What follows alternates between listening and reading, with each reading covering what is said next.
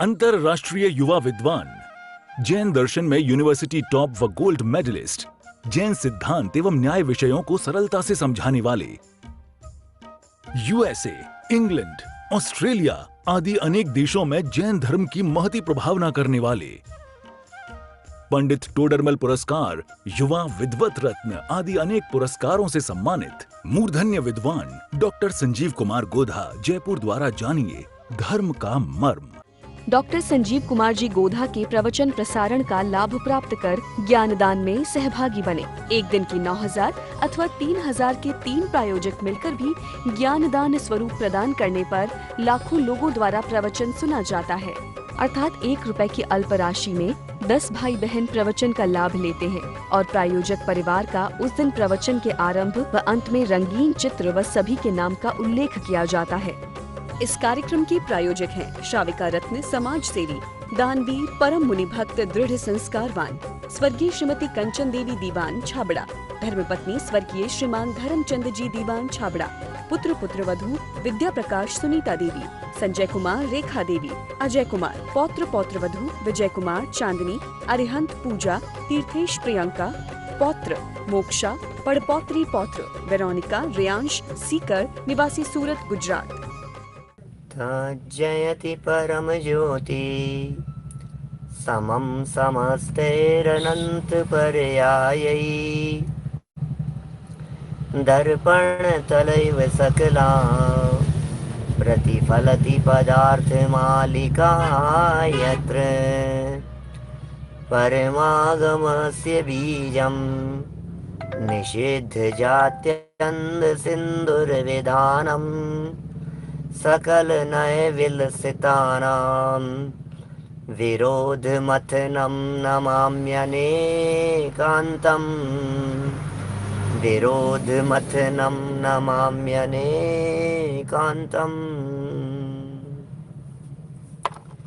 पुरुषार्थ सिद्धि उपाय के आधार से यहाँ हमारी चर्चा चल रही है। अमृतचंद्राचार्य की यह अत्यंत सुंदर रचना है पुरुषार्थ सिद्धि उपाय नामक ग्रंथ, और परिशहों की हमारी यहाँ चर्चा चल रही थी। बहुत ही सुंदर और मार्मिक प्रकरण यहाँ चल रहा है।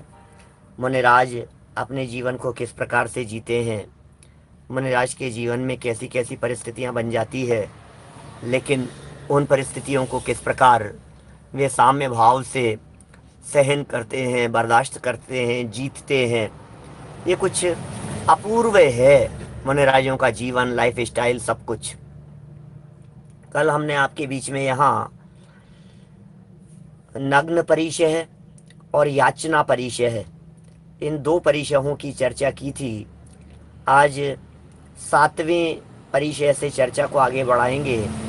पेज नंबर है 245, 245 नंबर का यह पेज है।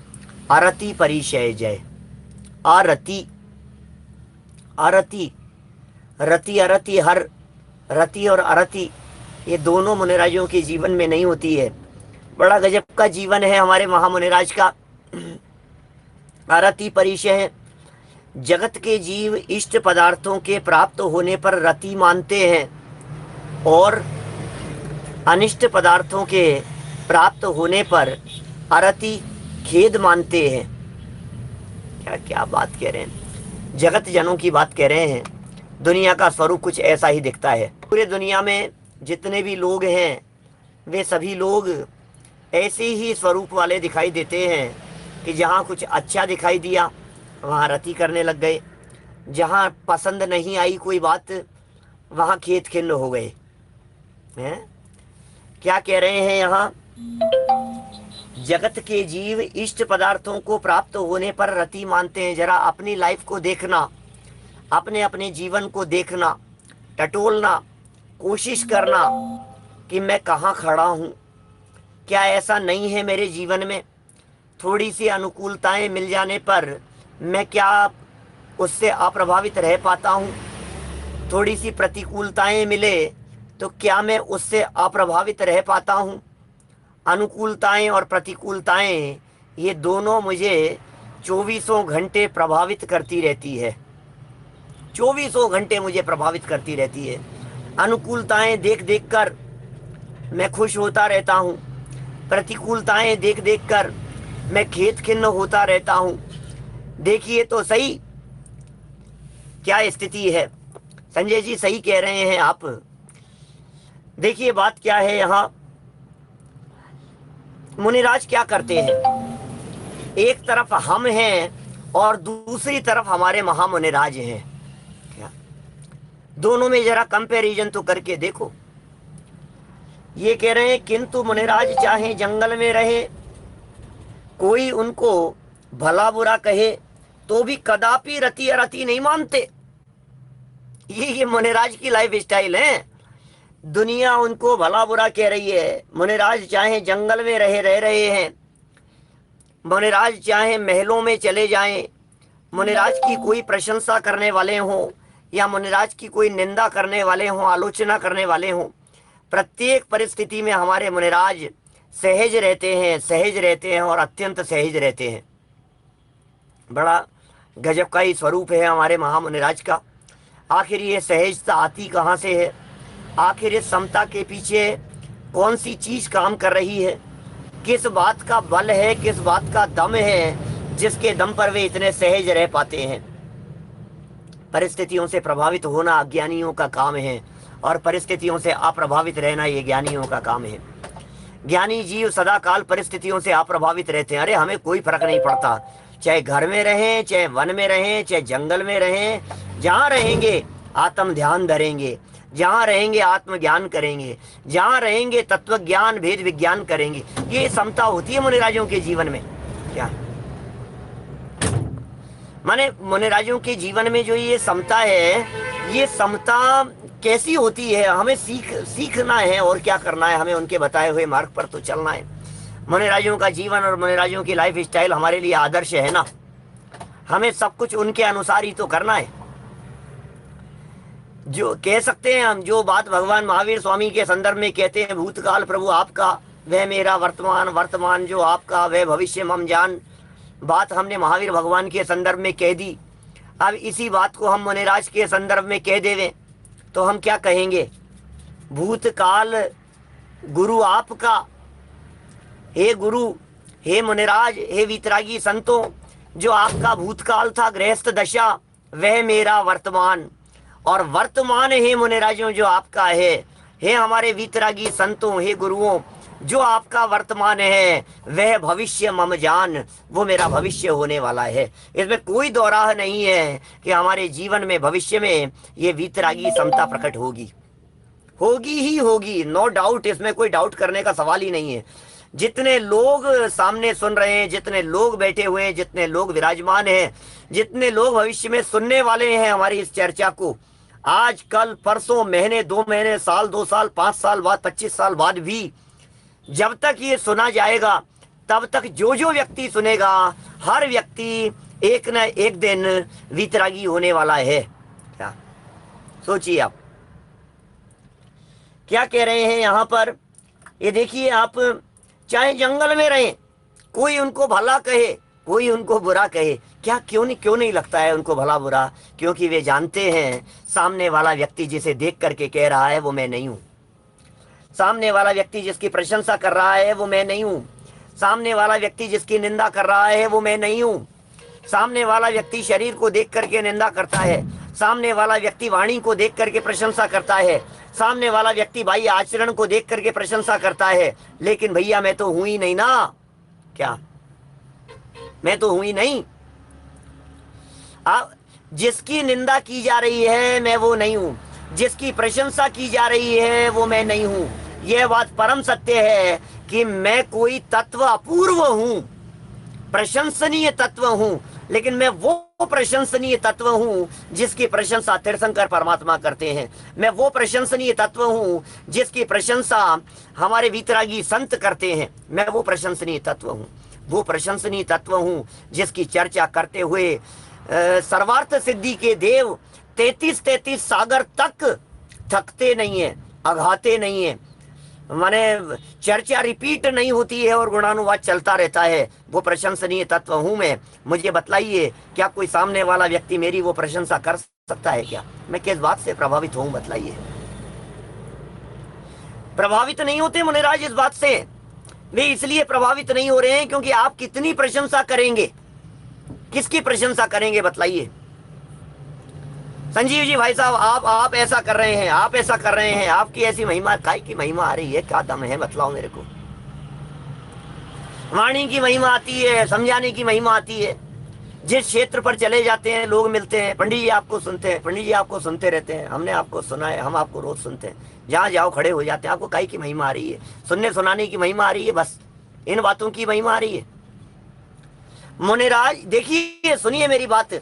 यदि आप इस प्रशंसा को सुनकर के खुश होते हैं तो इसका निश्चित तौर पर मान करके चलिए कि जब कोई सामने वाला व्यक्ति ये कहेगा कुछ भी आपके बारे में, तो फिर निंदा ही होगी, फिर आपको बुरा लगेगा ना। माने प्रशंसा सुनकर के यदि आपको बहुत अच्छा लग रहा है तो निंदा से आप दुखी हुए बिना नहीं रहेंगे। आपको दुखी होने से दुनिया में बचाने वाला कोई नहीं होगा, ये समझ लीजिए। आप समझ रहे हैं हम क्या कह रहे हैं? बात क्या चल क्या रही है यहाँ पर, बात क्या चल रही है, ये कहना क्या चाहते हैं? निंदा और प्रशंसा से अप्रभावितपन की बात क्या कहना चाह रहे हैं? नीचे मानो छंद का भावानुवाद जैसा दिखता है, इसी का अनुवाद कर लिया है दौलत राम जी ने छेड़ाला में, क्योंकि ये दौलत राम जी कासलीवाल साहब ये ज़्यादा पहले हुए हैं और दौलत राम जी जिन्होंने छेड़ाला लिखी है वो इनके कुछ बाद में हुए हैं। वे लिखते हैं, पंक्तियां दौलत राम जी की आप सबको याद होगी।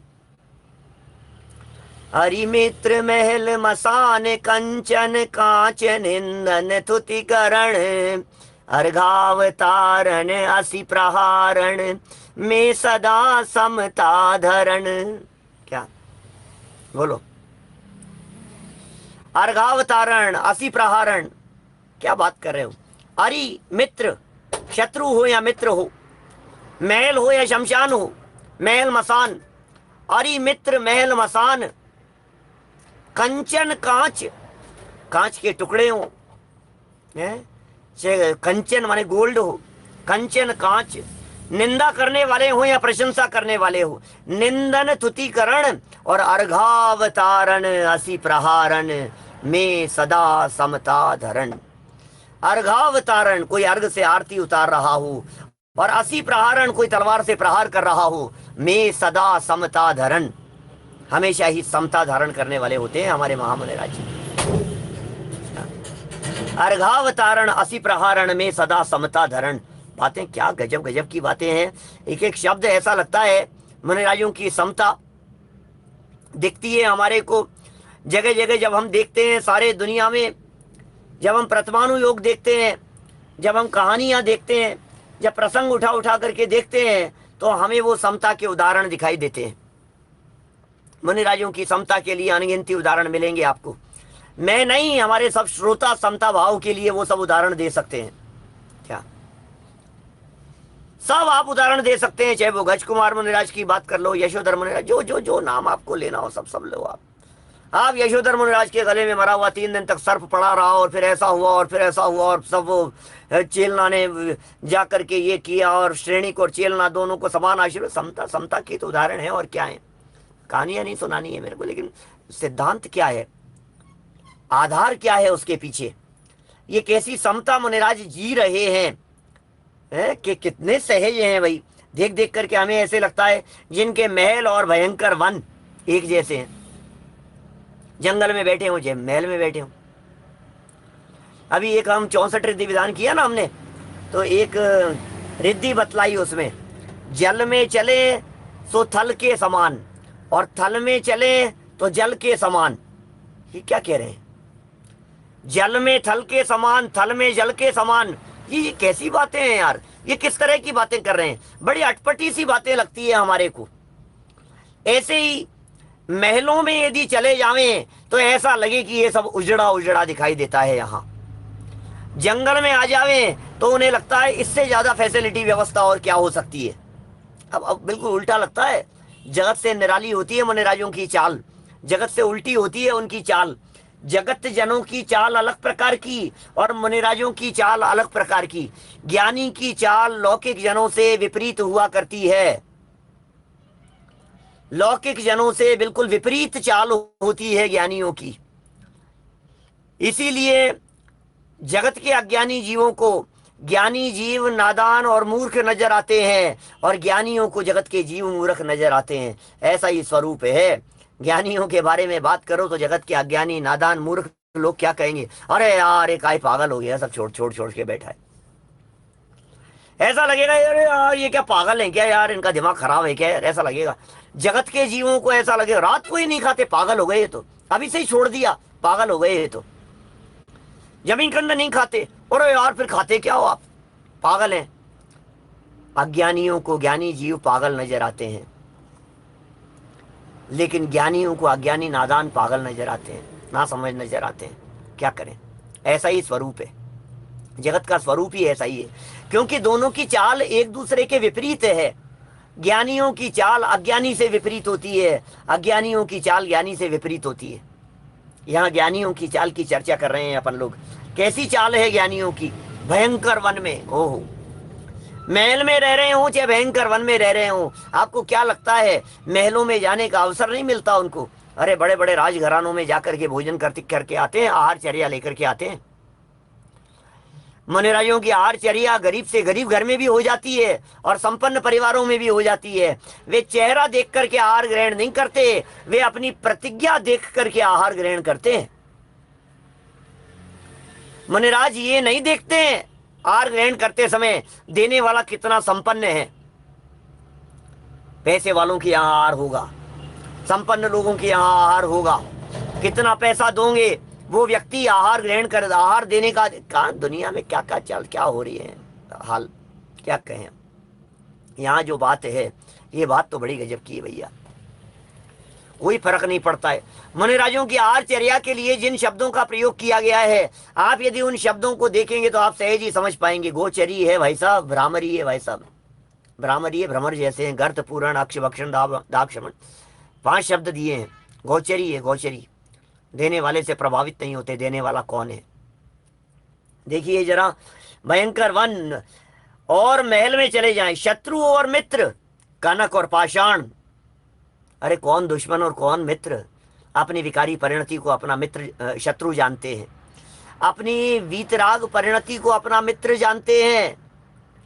जिन्हें मित्र भी अंदर ही दिखाई देते हैं और जिन्हें शत्रु भी अंदर ही दिखाई देते हैं, वे जगत में मित्र और शत्रु खोजने की मिथ्या कल्पना नहीं किया करते। जगत में मित्र खोज रहे हो, जगत में शत्रुओं को खोज रहे हो, ऐसी ऐसी मिथ्या कल्पना नहीं करते वे। ये मेरा शत्रु है, ये मेरा शत्रु है, ये मेरा मित्र है, ये मेरा सगा है। कौन किसका मित्र और कौन किसका शत्रु भैया? तेरे शत्रु तेरे अंदर में बैठे हुए हैं, तेरी विकारी परिणति तेरा शत्रु है। किंचित बचा हुआ संज्वलन का परिणाम उसे अपना शत्रु जानते हैं। अनंतानुबंधी अप्रत्याख्यानावरण और प्रत्याख्यानावरण तो जीवन में बची नहीं है। 3 कषाय चौकड़ी का तो अभाव हो चुका है, 3 कषाय चौकड़ी तो उनके जीवन में बची नहीं है, सद्भाव नहीं है। अब जो किंचित संज्वलन बच गई है, उस संज्वलन की कषायों को, उस संज्वलन की परिणति को अपना शत्रु जानते हैं, उसे अपना दुश्मन जानते हैं। आप सोचिए जरा, क्या किसे किसे शत्रु समझ रहे हैं वो, किसे माने शत्रु? आप मानिए, आप किसको शत्रु मान रहे हैं? सोचो जरा एक बार दिमाग में, आपको कौन कौन दुश्मन नजर आ? दुश्मन है ये तो मेरा, दुश्मन है ये तो मेरा। आज संपदा के नाम पर भाई भाई दुश्मन बने हुए हैं, आज संपदा के नाम पर परिवार के लोग आपस में एक दूसरे के दुश्मन बने हुए हैं। कोई किसका दुश्मन है, कोई किसका दुश्मन दिखाई देता है। पड़ोसी दुश्मन दिखाई दे रहे हैं, व्यापारी दुश्मन दिखाई दे रहे हैं, कॉम्पिटिटर दुश्मन दिखाई दे रहे हैं। हमारी दृष्टि में चारों तरफ दुश्मन ही दुश्मन दिखाई दे रहे हैं। अरे भैया देखो ये सारे, अरे दुश्मन है भाई, संभल के रहना, संभल के रहना। बोलो, चारों तरफ हमें संभल के रहना भैया, संभल के रहना। बच्चों को शिक्षा, बेटा संभल करके रहना, कौन व्यक्ति कब धोखा दे जाए। और वास्तव में पंचम काल के मनुष्यों का स्वरूप भी ऐसा ही है। पंचम काल के मनुष्यों के हृदय में मायाचारी, छल कपट, धोखाधड़ी, बेईमानी, ये सब कूट कूट के भरे हुए दिखाई देते हैं। क्या ये सब भरे हुए हैं? जहां देखो वहां आपको ये सारी बातें दिखाई देगी, जहां देखो वहां सारे दुनिया भर में।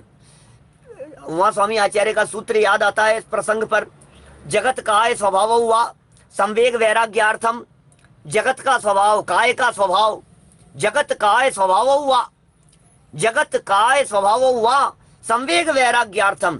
भैया जगत का स्वरूप विचार करो, आपको वैराग्य हुए बिना नहीं रहेगा। दुनिया को देखो आप, आपको वैराग्य हुए बिना नहीं रहेगा। आप जरा लोगों के मन में, लोगों के दिलो दिमाग में उतर करके देखो तो सही, एक बार झांक करके तो देखो। आपको मायाचारी और छल कपट नजर आएंगे, आपको बेईमानी नजर आएगी, आपको धोखे नजर आएंगे।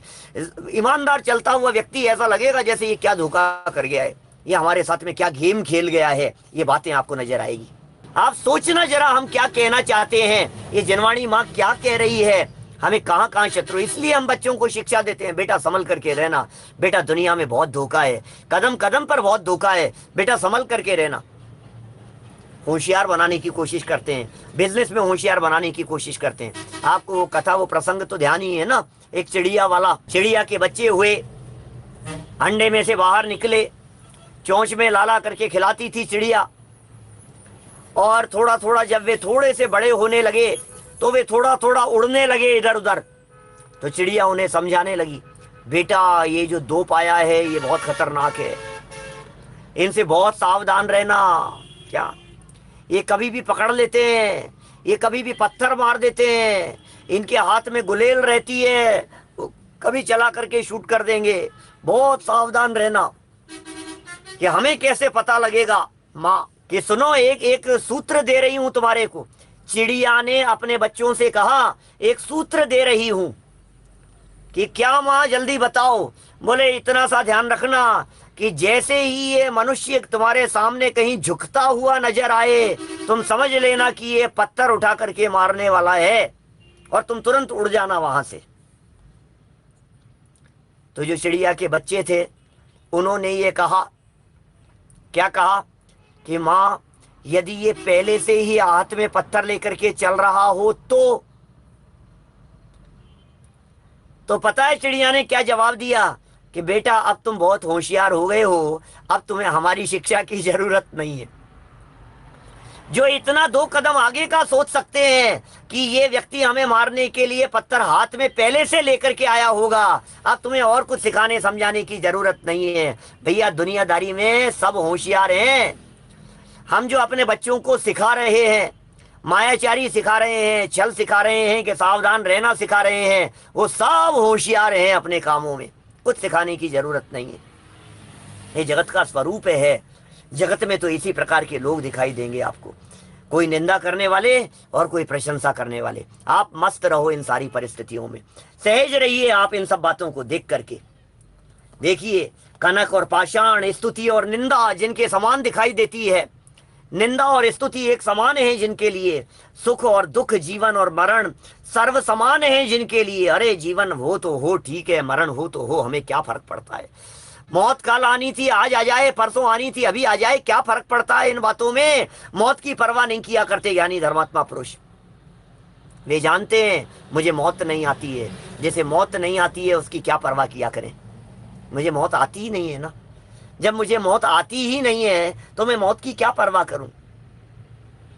मौत जिन्हें तकलीफ नहीं दे सकती और जीवन मिल जाना उन्हें आनंदित नहीं दिखाई देता है, ऐसे सहज रहते हैं हमारे महामुनिराज।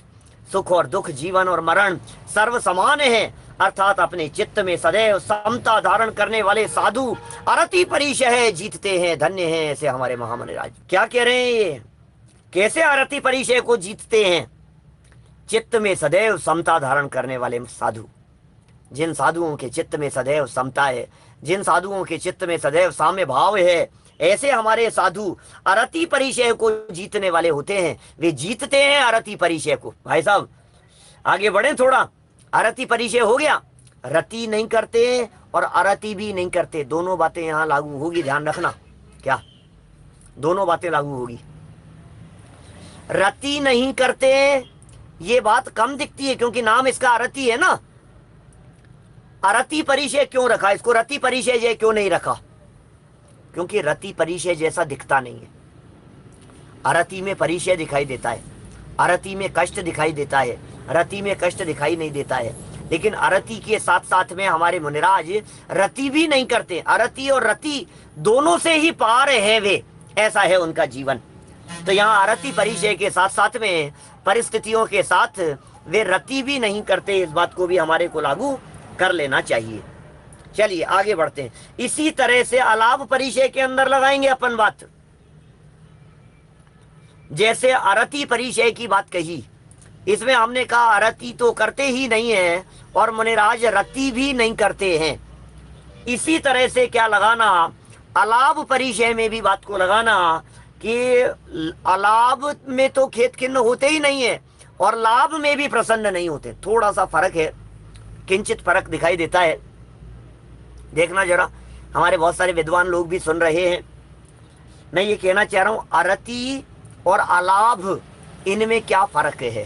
कर्म के उदयजन्य जो बातें दिखाई देंगी वो सब तो है ही, सूक्ष्मता में जाकर के मोटा मोटा क्या अंतर दिखाई दे रहा है आपको यहाँ अरति में और अलाभ में। देखो मैं पढ़ता हूं यहाँ पर, अलाभ परिचय है, साधु ने अनेक उपवास किए हों और यदि पारणा के दिन निर्दोष आहार का लाभ न हो तो चित्त में रंच मात्र खेद नहीं मानते।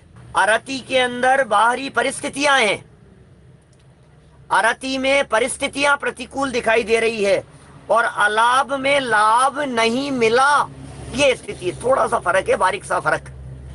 थोड़ा सा उपयोग को एकाग्र करके सुनना, देखो बात ख्याल में आएगी आपके। बात क्या कहना चाह रहे हैं यहाँ पर, अरति में और अलाभ में ये अंतर बतलाने की चेष्टा कर रहे हैं। किस तरह का अंतर माने अरति में और अलाभ में, वो अंतर देखें जरा। अरति में परिस्थितियां प्रतिकूल है, अरति में कांटों पर, अरति के अंदर आप समझ लीजिए कांटों पर चल रहे हैं, वो आगे आएगी एक्चुअल में, चर्या के अंतर्गत लेंगे उस शब्द को, उस वाक्य को। आप ऐसा ले लीजिए, अरति के अंदर पाषाण मिल गया है, निंदा करने वाले मिल गए हैं, अब ये प्रतिकूल परिस्थिति बन गई है ना, ये अरति। और अलाभ में क्या है, लाभ होता हुआ सा दिखता था, लाभ होने की संभावना दिखाई देती थी और लाभ नहीं हो सका। मुनिराज के क्या लाभ होगा भाई साहब, आहार के अलावा और क्या लाभ हो सकता है मुनिराज के लिए। मुनिराज के लिए लाभ है साहब, मुनिराज को प्रॉफिट, मुनिराज को लाभ मिल गया। मुनिराज को क्या क्या क्या चाहिए मुनिराज को दुनिया में? मुनिराज को दुनिया में एक भी वस्तु की जरूरत नहीं है। शरीर की स्थिरता के लिए एकमात्र आहार ग्रहण करते हैं, इसके अलावा मुनिराज को और कुछ नहीं चाहिए होता है। बोलो जरा, माने एकमात्र आहार ग्रहण कर रहे हैं वे, इसके अलावा और रंच मात्र भी कुछ भी नहीं है। और क्या चाहिए?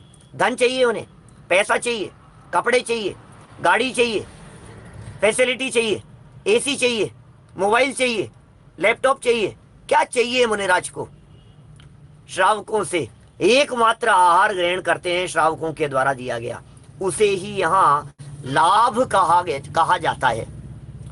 और वो जो लाभ था, वो लाभ न मिल पाना, ये कहलाता है अलाभ। लाभ से वंचित रह जाना, यह अलाभ कहलाता है। जरा सुनिए कितनी सुंदर चर्चा है। साधु ने अनेक उपवास किए हों, 3 दिन के उपवास किए भाई साहब, 5 दिन के उपवास कर लिए हमारे मुनिराज ने।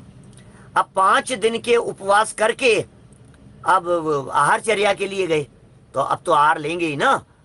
10 दिन के उपवास किए थे, अब तो आहार चर्या के लिए निकले, तो अब तो आहार लेंगे ना, कि हाँ अब तो लेंगे साहब, अब तो, क्योंकि अब तो पारने के लिए निकले हैं वे। 10 दिन हो गए थे उपवास करते हुए, अब आहार चर्या के लिए निकले और आहार नहीं मिला, इसका नाम है अलाभ। देखो जरा क्या कह रहे हैं, साधु ने अनेक उपवास किए हों और यदि पारणा के दिन निर्दोष आहार का लाभ न हो, ओहो, पारणे के दिन निर्दोष आहार का लाभ नहीं मिला उनको, अब क्या करें? तो चित्त में रंच मात्र खेद नहीं मानते, कोई बात नहीं। 10 दिन का संकल्प लिया था, 11वें दिन आहार नहीं मिला, विधि नहीं मिली, तो कोई बात नहीं। अंतराय कर्म का उदय, दर्शन मोह अंतराय लाभौ अलाभौ अदर्शना लाभौ। दर्शन मोह और अंतराय कर्म के उदय से अदर्शन और अलाभ नाम के परिचय हुआ करते। दर्शन मोहनी कर्म के उदय से अदर्शन नाम का परिचय है और अंतराय कर्म के उदय से अलाभ नाम का परिचय है। ये जो अलाभ है ये अंतराय कर्म के उदय से लाभ नहीं मिल पा रहा है। अंतराय कर्म का उदय था, फिर कोई ऐसी परिस्थिति बन गई, फिर नहीं मिल पाया, फिर ऐसी परिस्थिति बन गई, नहीं मिल पाया। उपवास तो जो 11वें दिन निकले हैं, अब क्या कहो। मैंने उनके जो अंदर में जो बात चल रही थी, वो बात कुछ और प्रकार की चल रही थी मुनिराज के अंदर में। तो आहारचर्या के लिए निकले हैं, नहीं मिला तो नहीं मिला है? देखो नहीं मिले, ऐसी परिस्थिति बने, लेकिन उस परिस्थिति में चित्त में रंच मात्र भी खेद नहीं मानते, खेद का परिणाम रंच मात्र भी नहीं आता है। इस प्रकार जो यतीश्वर लाभ अलाभ दोनों को समान मानते हैं वे ही अलाभ परिचय पर विजय प्राप्त करते हैं। ये फॉर्मूला बतला दिया अलाभ परिचय पर विजय प्राप्त करने का। क्या बोलो आलोक जी, भाई साहब सही कह रहे हैं। ऐसे मुनिवर देखे वन में जाके राग द्वेष नहीं मन में। कैसे कैसे हो पाती होगी यार, कैसे रहते होंगे मुनिराज, राग नहीं है, द्वेष नहीं है। मैं इस आरती और अलाभ के संदर्भ में मैं ये कह सकता हूं, सुनो भैया ध्यान देना, बहुत महत्वपूर्ण बात कहता हूं। कभी कभी पंच कल्याणक प्रतिष्ठा महोत्सव में दीक्षा कल्याणक के प्रसंग पर जब व्याख्यान होता है तो इस तरह की चर्चा करता हूं। मैं हवाला देता हूं उमा स्वामी आचार्य देव का और उनके द्वारा लिखी गई टीकाओं का, उनके सूत्रों के ऊपर लिखी गई टीकाएं, सरवार सिद्धि, राजवार्तिक, श्लोक वार्तिक, राम जी भाई की टीका, दादा की, सब टीकाएं। उनमें से कुछ एक मार्मिक सूत्र, मैंने अभी कब राजवार्तिक चलता था, हमारा ऑनलाइन चलता था पहले, हमारे नवीन भाई तेजानी जी जो हैं सुन रहे हैं अभी यूएस में, अमेरिका में, तो उन्हें ध्यान है, वो सब लाइव पहले भी सुनते थे और वास्तव में तो ये ऑनलाइन जो शुरू किया है ये उनकी विशेष भावना थी वहाँ, क्योंकि मैं बहुत कम से कम 10-12 साल से चलता है ये। शाम को 8 बजे का जो हमारा समय है प्रवचन का, ये लाइव प्रवचन का समय चलता तो 25 साल से है, क्या सन 1992-93 से चलता है, लेकिन अभी पिछले 10-1 साल पहले हमने अमेरिका वालों के लिए लाइव शुरू किया। अब बीच में कुछ थोड़े से ऐसे डिस्टर्ब होते रहे। क्या ये देखिए जय जी ने लिख दिया, नवीन एंड सुशीला तेजानी जी अमेरिका से सुन रहे हैं। तो अब सोचा कि भैया आप शुरू करो पंडित जी, थोड़ा सा गैप पड़ गया है, आप करो वापस। तो फिर हमने वापस शुरू किया, हमने कहा ये हम यूट्यूब पर ही लाइव कर रहे हैं, आप इसी से, पूरा ग्रुप है स्वाध्याय ग्रुप, वहाँ स्वाध्याय इन्फो के नाम से, वो सब जुड़े रहते हैं, लिखते नहीं है ऐसे ज़्यादा, इसलिए अपने को पता नहीं लगता है, लेकिन मुझे पता है कि वो सब चर्चा सुनते हैं, क्योंकि कभी चर्चा करते हैं तो मालूम चलता है ना। तो बात मैं ये कह रहा था कि जब राजवार्तिक हमने चलाया था, नवीन भाई आपको ध्यान होगा, तो हमने उस सूत्र की व्याख्या की थी। तत्वार्थ सूत्र के 7वें अध्याय का एक सूत्र है जिसमें अपरिग्रह व्रत की भावना भाते हुए यह कहा है, मनोज्ञा मनोज्ञ इंद्रिय विषय राग द्वेष वर्जनानी पंच। सुन ध्यान देना, बहुत मार्मिक बात कहना चाह रहा हूं मैं। सब आलोक जी भाई साहब, बहुत मार्मिक बिंदु आपके सामने प्रस्तुत कर रहा हूं मैं। मुनिव्रत धारण करने की भावना भाने वाले व्यक्ति के संदर्भ में उमा स्वामी आचार्य देव सूत्र प्रस्तुत कर रहे हैं। पंचम काल के मुनिराज हैं, ध्यान देना। मैं अभी 3 दिन गजपंथा के अंदर हमारा शिविर था, बहुत सारे साधर्मी बहुत नए थे, बिल्कुल बेसिक से ऐसे प्रश्न हमारे सामने आते थे। वे कहते थे अरे पंडित जी ऐसे ऐसे परीक्षाओं की बात कर, क्योंकि पहले दिन ऐसा ही किया था मैंने, परीक्षाओं की चर्चा चल रही थी। अरे पंडित जी ये तो चौथे काल के मुनिराजों जैसी चर्चा कर रहे हो आप, चौथे काल में होते होंगे, ऐसे कैसे मुनिराज हो सकते हैं, अभी तो पंचम काल चल रहा है। मैंने कहा भैया सुनो, ये पंचम काल के मुनिराजों ने लिखी है ये चर्या जो हम पढ़ रहे हैं यहाँ पर। आप किसी गलत फहमी में मत रहना। एक होए तृण काल वहां परमारथनो पंथ, परमार्थ का मार्ग 3 काल में एक होता है। ये जो बातें हम यहाँ पढ़ रहे हैं, ये बातें चौथे काल की लिखी हुई नहीं पढ़ रहे हैं क्या, ये बातें अभी की लिखी हुई है, ये बातें पंचम काल की लिखी हुई है, ये बातें पंचम काल के मुनिराजों ने लिखी है। क्या बोलो क्या लिखी, सुनना, सूत्र का अर्थ समझना एक बार। मनोज्ञ अमनोज्ञ इंद्रिय विषय राग द्वेष वर्जनानी पंच।